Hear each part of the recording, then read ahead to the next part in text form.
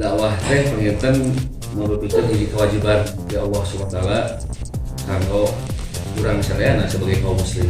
Seperti itu ya, sampaikanlah walau satu ayat. Begitu bebas penginten tadi nyampaikan hiji ayat lah gitunya. Kalau syukur mau atau pilih ujung saya gitu ya aku mengatur acara. Lawan di sana ya, dina kitab Daulatul Islam menjelaskan bahwa perlawanan dakwah atau nabi penolakan dakwah itu merupakan sifat alamiah. Alamiah teh sunatullah gitu.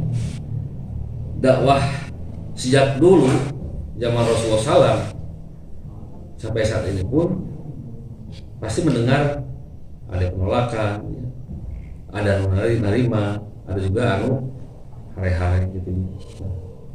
Ini merupakan sebuah hal yang sudah biasa. Benturan dakwah baik dimanapun, kapanpun itu senantiasa akan terjadi.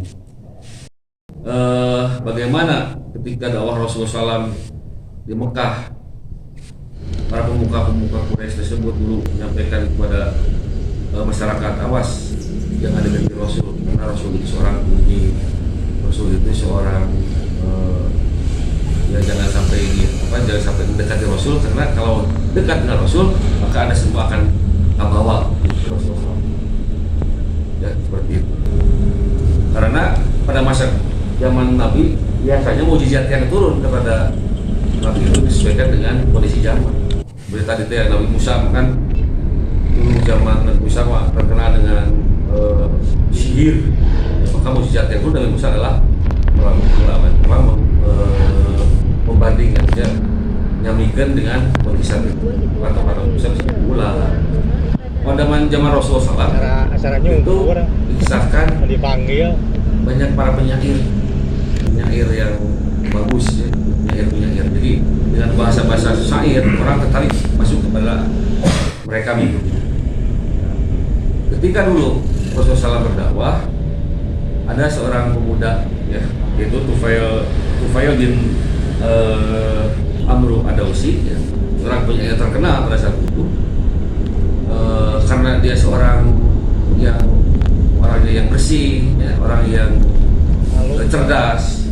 Ketika dipropaganda oleh orang-orang Quraisy, oleh para penguasa Quraisy, jangan dekati Rasul, karena Rasul akan meracuni Anda lah gitunya, akan membuat Anda ini menjadi seorang yang sesat gitu. Tapi karena jiwanya memiliki satu jiwa yang bersih gitu, maka dia tidak ikut terhadap ajakan-ajakan orang-orang Quraisy saat itu. Nah, pada saat itu Rasulullah SAW ketika di Mekah, ya di Ka'bah, dia berdoa membacakan ayat-ayat suci Al-Quran. Maka Tufail bin Ad-Dausi ini mendengar ya dari kejauhan ada ngukut. Bergetarlah hati Tufail bin Ad-Dausi ini ya, meyakini bahwa saat ini saya baru mendengar ayat yang disampaikan oleh Rasul ini tertarik gitu. Karena dia seorang penyair yang hebat, ternyata ada yang mengalahkan dari syair, karena dia belum tahu Al-Quran. Akhirnya pada suatu malam Tufail bin Ad-Dausi datang ke rumah Rasulullah SAW, ikut mendengarkan apa yang disabdakan oleh Rasulullah SAW. Lalu dia tertarik masuk Islam.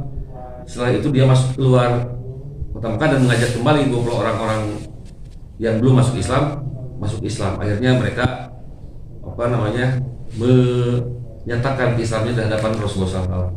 Ini bukti bahwa ketika berdakwah, baik yang menolak atau menerima sama-sama memiliki fitrah ya. Pasti di hati nama ayah jiwa ingin ke jalan yang baik gitu. Pasti cikaracak dengan batu laun-laun pasti masih ledok.